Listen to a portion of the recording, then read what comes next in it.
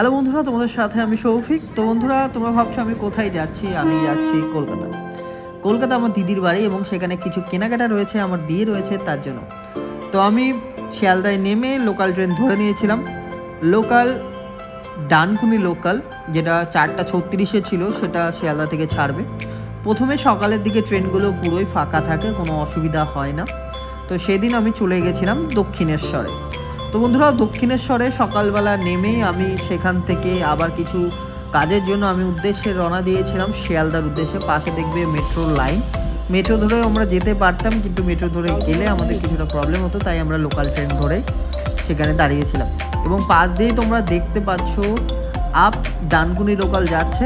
আমরা down Dankuni local ধরে শিয়ালদার উদ্দেশ্যে আমরা রওনা দেব এবং কিছুদিন সেখানে কাজ করব এবং করে সেখান থেকে চলে আসবো। ঠিক আছে, তো আমাদের ট্রেন কিন্তু ছেড়ে দিয়েছে এবং আমরা সরাসরি চলে যাব শিয়ালদা এবং কিছুক্ষণ কাজ করে সেখান থেকে বেরিয়ে চলে আসব।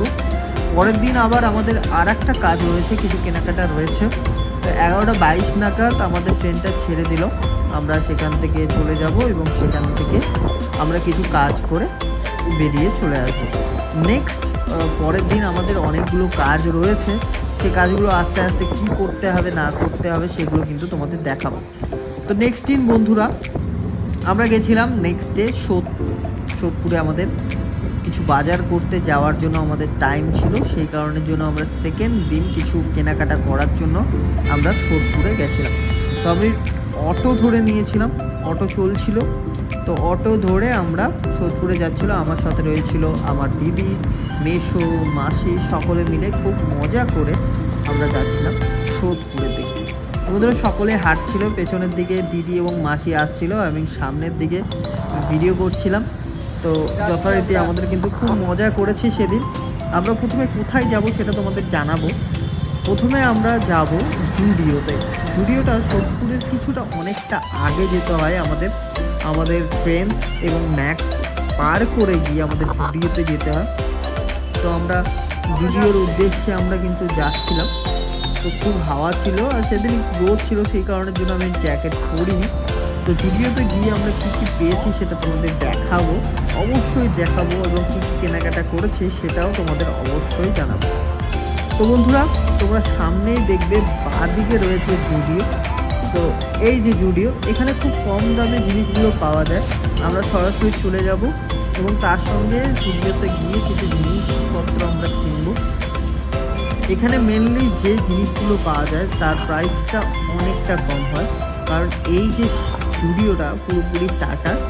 তো জুডিওতে আমরা কিন্তু বহু স্টক ছিল। আমি এখান থেকে একটা সোয়েট শার্ট এবং সেখান থেকে আমি একটা প্যান্ট কিনেছিলাম। সো ভালোই লাগছিল, দিদিও কিছু কেনাকাটা করেছিল। এরপরে আমরা কিছুক্ষণ পরে আমরা চলে যাব কিন্তু উপরের দিকে।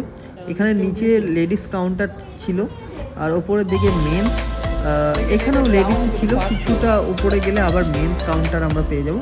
তো আমি এখানে দিদি কিছু কেনাকাটা করছিল, আমি উপরের দিকে চলে যাব। সো আমাদের কেনাকাটা কিন্তু আর কিছুক্ষণের মধ্যে কমপ্লিট হয়ে যাবে। আমরা কেনাকাটা করে আমরা কিন্তু বাইরের দিকে আসলাম। প্রচণ্ড কেনাকাটা করেছি, অনেক কেনাকাটা, অনেক ব্যাগ, 1 2 3 4 5 6 অনেকগুলো ব্যাগ হয়ে গেছিলো।